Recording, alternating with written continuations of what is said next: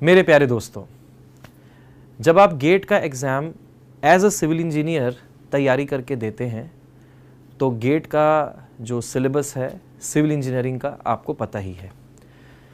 इसके अलावा एक और बढ़िया अपॉर्चुनिटी हमारे सामने आती है जब हम गेट के एग्ज़ाम में सिविल इंजीनियरिंग के साथ एनवायरमेंटल साइंसेस का पेपर भी भर दें। एनवायरमेंटल साइंसेस के पेपर के क्या फ़ायदे हैं वो हम अभी इस वीडियो में डिस्कस करेंगे।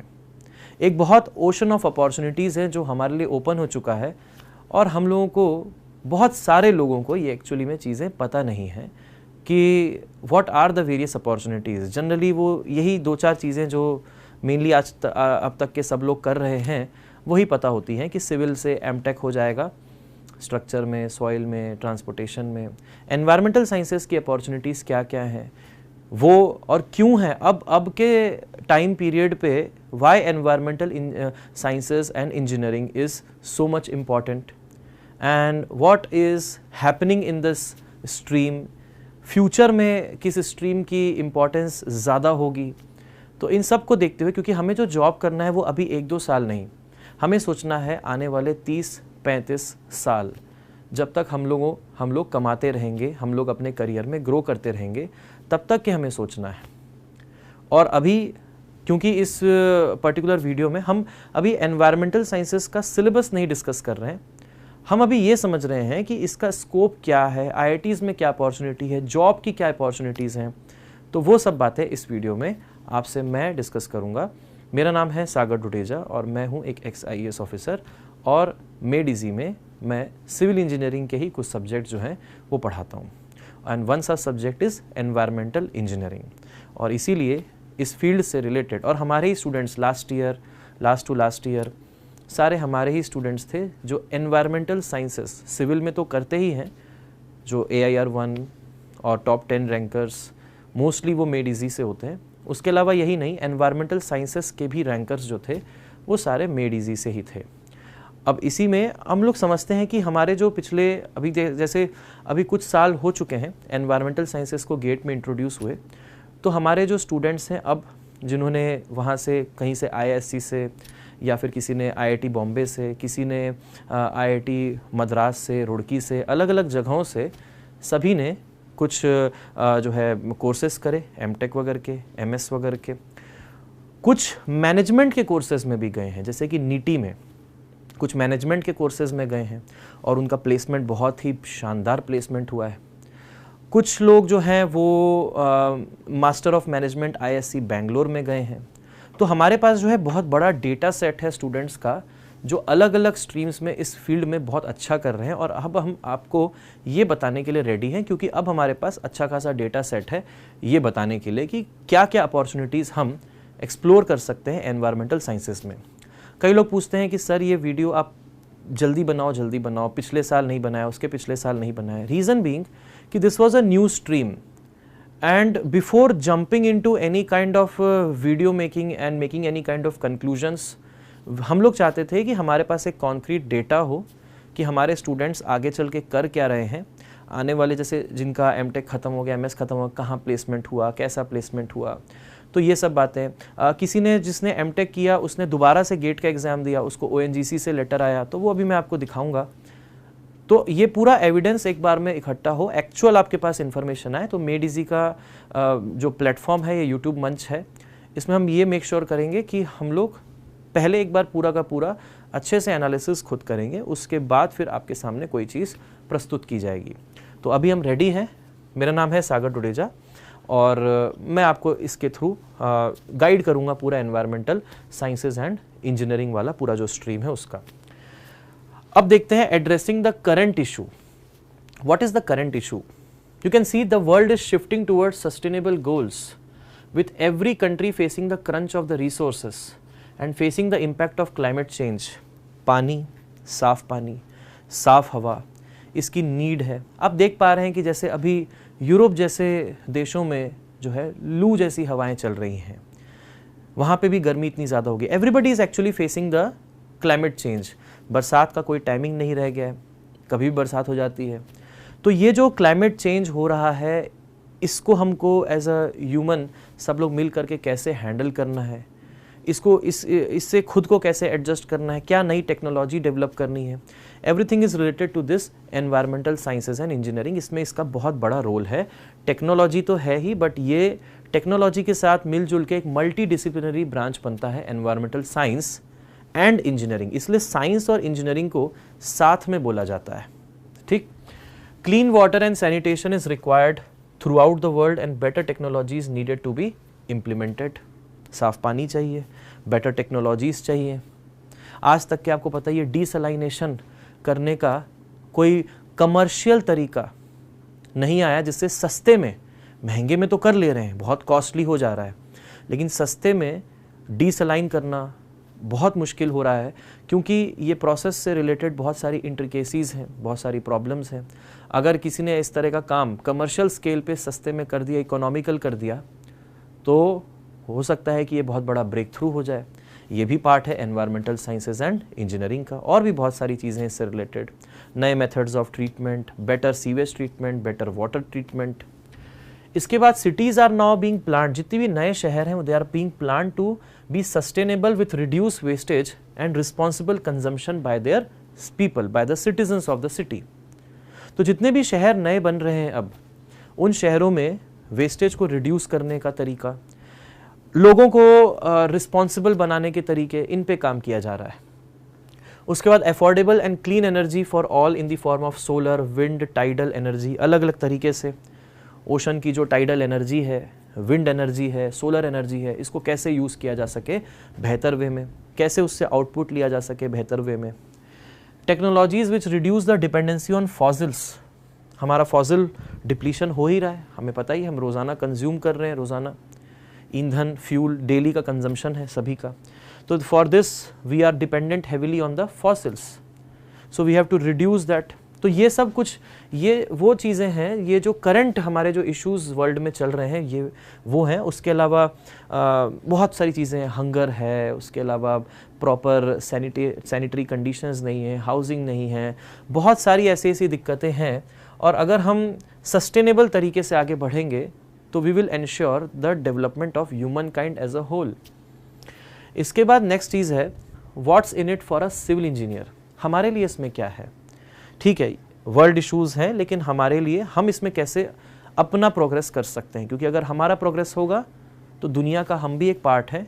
हम प्रोग्रेस करेंगे तो इसका मतलब दुनिया भी प्रोग्रेस करेगी, क्योंकि हम दुनिया का ही पार्ट हैं।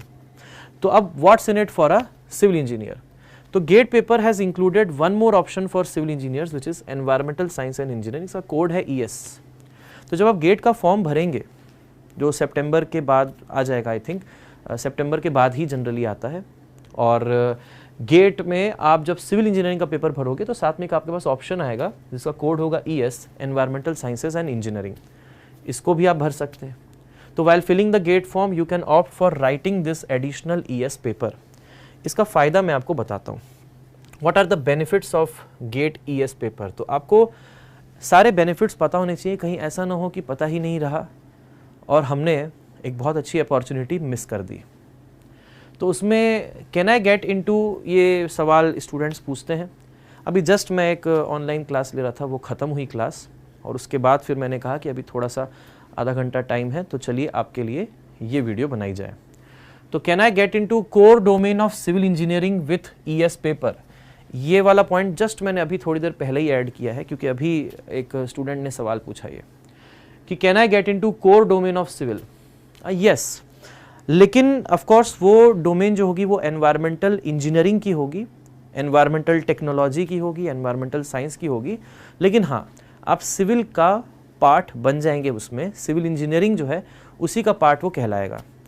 तो आप सिविल इंजीनियरिंग से तो जाते ही थे, एनवायरमेंटल साइंसेज से भी सेम जगह पे जाया जा सकता है। सो M.Tech हो गया, MS हो गया, PhD हो गया with environmental science within civil engineering can also be done. So it will be considered as a core civil engineering branch, जैसे कि structure, geotech, जैसे कि water resource, वैसे ही environmental engineering also that.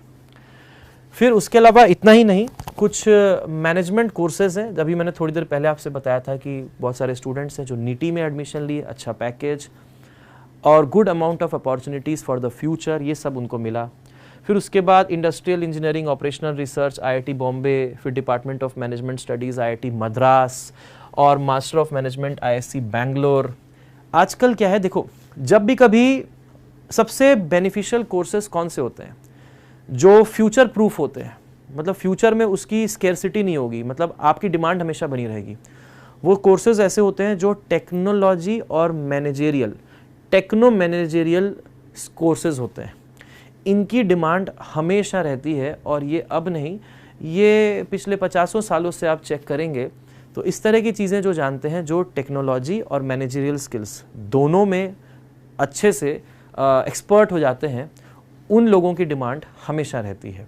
तो ये जो मैनेजमेंट वाली चीज़ें हैं एनवायरमेंटल साइंसेज में, इसमें टेक्निकल और मैनेजेरियल दोनों ही एस्पेक्ट इंक्लूड हो जाते हैं, both the aspects are included. इसके अलावा you have many opportunities of job and PhD abroad। Student exchange programs होते हैं IITs में, जहाँ पे मेरा ही एक दोस्त था जो कि जर्मनी गया और वहाँ से PhD किया स्टूडेंट एक्सचेंज प्रोग्राम के तहत, और उसके बाद फिर वहीं पे उसकी जॉब लग गई, फिर वहीं पे सेटल भी हो गया। तो इसी तरीके से और भी बहुत सारे एग्जाम्पल्स हैं, आपको भी पता होंगे ऐसे एग्जाम्पल्स। तो वो पर्सनल प्रेफरेंस है कि जहाँ पे जिसको जिस तरह का एनवायरनमेंट मिले, जिसको जिस तरीके का वातावरण मिले, वो वहाँ पे एडजस्ट हो जाता है उस तरीके से। तो you have various opportunities of job PhD abroad if you want that. इसके बाद एनर्जी साइंसेस, अगर आप ई व्हीकल्स, रिन्यूएबल सोर्सेज, सोलर, इन सब में इंटरेस्टेड हैं तो एनर्जी साइंसेस की ब्रांच अभी बहुत प्रोग्रेस करेगी आगे चल के, और कर भी रही है, हमें दिख भी रहा है। जिन IITs में एनर्जी साइंसेस नहीं था, उन IITs में वो इंट्रोड्यूस भी किया जा रहा है। तो धीरे धीरे ये जो फील्ड है एनर्जी साइंसेस का, ये भी ग्रो कर रहा है। जो एनवायरमेंटल इंजीनियरिंग ES का जो पेपर होगा, गेट ES का पेपर, वहाँ से आप एनर्जी साइंसेस में जा सकते हैं।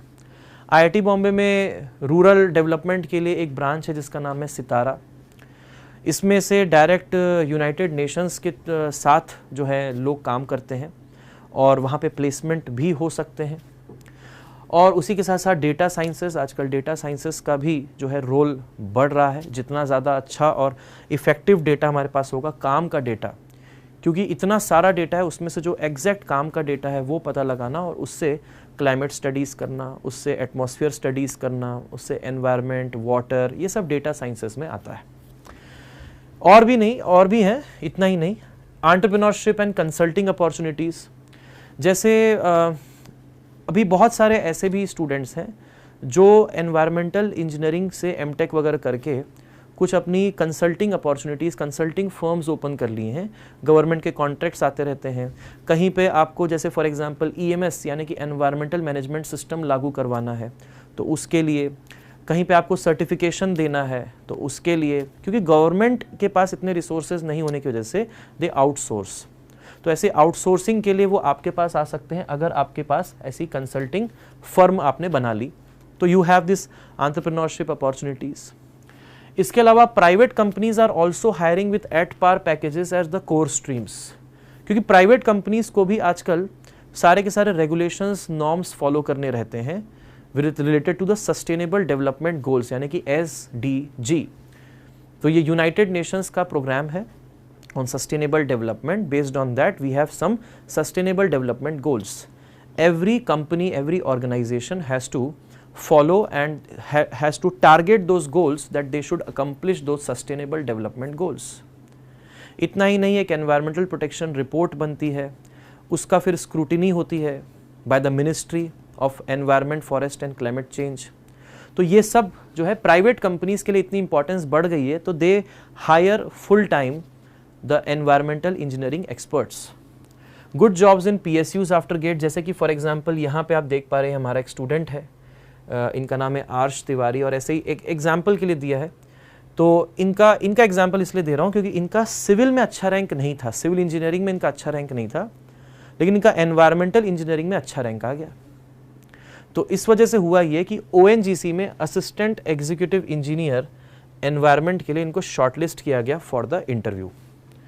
तो आपके साथ भी ऐसा हो सकता है कि कभी कभी हो सकता है कि सिविल का पेपर जिसमें कि 14 सब्जेक्ट्स हैं, उसके अलावा मैथ्स और रीजनिंग एप्टीट्यूड भी है, जो खैर मैथ्स रीजनिंग एप्टीट्यूड तो इसमें भी करना रहता है, अगर आप एनवायरमेंटल साइंस भी दोगे तो उसमें मैथ्स रीजनिंग एप्टीट्यूड इंग्लिश वगैरह तो इसमें भी आएगा। लेकिन इसमें जो नंबर ऑफ सब्जेक्ट्स होंगे जो आप सिविल में पढ़ते हैं उतने सारे नहीं हो करके मात्र 5-6 रह जाएंगे। कौन कौन से होंगे वो मैं आपसे डिस्कस करूंगा आगे की वीडियोस में, इस वीडियो में नहीं। तो आपके पास ये एक अपॉर्चुनिटी बन जाती है इस तरीके से। लेकिन हाँ, इसमें अभी क्या है, इन दिस क्या हो गया इसको, हाँ आ गया, ओके। कभी कभी ऐसे क्या है, हैंग हो जाता है। एनीवेज, तो इसमें क्या है, अपॉर्चुनिटीज जो है कुछ इस तरीके की हैं कि अगर आपने एनवायरमेंटल इंजीनियरिंग से एमटेक किया है या एमएस किया है तो इसके बाद क्या है, इसमें बहुत ज़्यादा कंपटीशन नहीं है। और एक बार आपने एमटेक वगैरह कर लिया है एनवायरमेंटल इंजीनियरिंग से तो आप मतलब एनवायरमेंटल इंजीनियरिंग बहुत अच्छे से जान गए हो, एनवायरमेंटल साइंसेस बहुत अच्छे से जान गए हो क्योंकि आपने एमटेक कर लिया उसमें। तो फिर गेट का ईएस पेपर उसके बाद, यस एक बार एमटेक हो जाए उसके बाद फिर से गेट का ईएस पेपर अगर आप लिखो तो फिर ये जो कंपनीज है इस तरह के पीएसयूज वगैरह हैं, they will call you for their interviews and a lot of PSUs are now pouring in and many to come in future which will give you these posts like ONGC. So good jobs are there in PSUs after GATE, अच्छी jobs हैं, AEE की job है। उसके अलावा यही नहीं, कुछ ये है, लेकिन अभी के लिए ये जो atmospheric science, ocean engineering, climate sciences, अर्थ साइंसेज, बायोमेडिकल, अर्बन टेक्नोलॉजी, ये कुछ ऐसी ब्रांचेज हैं जो आपको किसी आईआईटी में मिलेंगी, किसी में नहीं मिलेंगी, किसी एनआईटी में मिलेंगी, किसी में नहीं मिलेंगी। लेकिन इसका रिलेवेंस बाहर के देशों में बहुत ज़्यादा बढ़ चुका है, इंडिया में भी ग्रोइंग है ये। तो इसको हम अभी के लिए छोड़ देते हैं, इसको कंसिडर नहीं करते। बाकी के ऊपर के जो आपको पॉइंट्स बताए आप उनको कंसिडर करिए। अभी के लिए इंडिया में हम रह रहे हैं फिलहाल, तो अभी के लिए इसको हम छोड़ सकते हैं, ठीक है, इसको कंसिडर नहीं करेंगे। बाकी की अपॉर्चुनिटीज़ जो हैं ये आपके पास डेफिनेटली अभी इंडिया में मौजूद हैं। अब ये रही बात यहाँ तक की डिस्कशन की। अब और भी वीडियोस इसी हफ्ते अगले 7 से 10 दिनों में आपके पास आएंगी जिसमें कि हम ये सब डिस्कशन करेंगे, डिटेल डिस्कशन करेंगे अगली वीडियो में। उसका आप ज़रूर से रिमाइंडर बना करके रखिए और रेगुलरली मेड इजी के यूट्यूब चैनल को चेक करते रहिए, ठीक है, नोटिफिकेशन ऑन कर रखिएगा।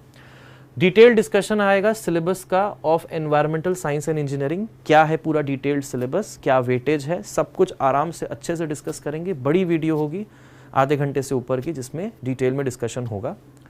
उसके बाद 3rd और 4th ईयर के जो स्टूडेंट्स हैं, आपके कोई दोस्त हैं 3rd और 4th ईयर में, तो उनके लिए ये बहुत अच्छी अपॉर्चुनिटी है। क्यों है? क्योंकि उनके पास समय कम रहता है, तो they can get in to good without wasting their time of 1 year. They can also get in to good IITs if they have an inclination towards environmental sciences and engineering, if they care about. This is a branch which is something you care about, कि आप you care about the world, you care about the sustainable goals, you care about humanity. If you do that, so if you have that kind of feeling, तो ये branch जो है ये आपके लिए है। और फिर उसके बाद लास्टली हम लोग ये भी डिस्कस करेंगे और रेगुलरली कुछ कुछ आपको बातें और बताते रहूँगा मैं एनवायरमेंटल साइंस एंड इंजीनियरिंग के बारे में। लेकिन जो ये बड़ी बिग वीडियोस हैं वो ये सब ये रहेंगी। How to handle Made Easy GATE ES course, जो गेट का एनवायरमेंटल साइंसेस का कोर्स 1 सितंबर से मेड इजी लॉन्च कर रहा है, तो उसको कैसे हैंडल करना है along with the civil engineering syllabus, ठीक है। सिविल का तो आप पढ़ ही रहे हैं, उसके साथ इसमें कितना समय देना है, क्योंकि ये सिविल का तो जो पढ़ रहे हो वो ओवरलैपिंग सिलेबस है एनवायरमेंटल साइंसेस के साथ, तो इसको कैसे हैंडल करना है, मैनेज करना है to get the best output possible in less time, ठीक है। तो थोड़ा स्मार्टली कैसे पढ़ना है वो बातें डिस्कस करेंगे। तो आई होप यहाँ पे आपको एटलीस्ट ये आइडिया मिला होगा कि अपने पास अपॉर्चुनिटीज़ क्या क्या मौजूद हैं। इससे हम अब आगे की वीडियोज़ में और भी आगे डिस्कशन करेंगे। इस वीडियो में यहाँ तक, बाकी डिस्कस करते हैं अगली बार मिलते हैं, ठीक। चलिए, thank you so much and please take care of your self, study hard, study well. और चीज़ों को जब भी कभी आप पढ़ाई करते हैं तो थोड़ा इसको एक वाइडर पर्सपेक्टिव में लेकर के पढ़ें। जैसे कि क्वेश्चन सॉल्व करते हैं तो सिर्फ आप क्वेश्चन नहीं सॉल्व कर रहे हैं, आप जब गेट के क्वेश्चन सॉल्व करते हैं तो you are not just solving a question, you should think कि अगर इस क्वेश्चन में ऐसा होता तो क्या होता, अगर इस क्वेश्चन में डेटा घुमा देते तो कैसा होता, डेटा चेंज हो जाता तो कैसा होता। तो थोड़ा थोड़ा हम लोगों को जब हम पढ़ाई करते हैं तो हमें ना एग्जामिनर के पर्सपेक्टिव से थोड़ा सोचना पड़ेगा, जो पेपर सेट करता है। तो जो पेपर सेट करता है, अगर हम उसके पर्सपेक्टिव से सोचना शुरू करें तो हमें पेपर आसान लगने लगेगा। तो गेट का पेपर टफ नहीं होता है, गेट का पेपर कंसेप्चुअल होता है। तो अपनी पढ़ाई को कंसेप्चुअल रखिए। Thank you so much. जय हिंद।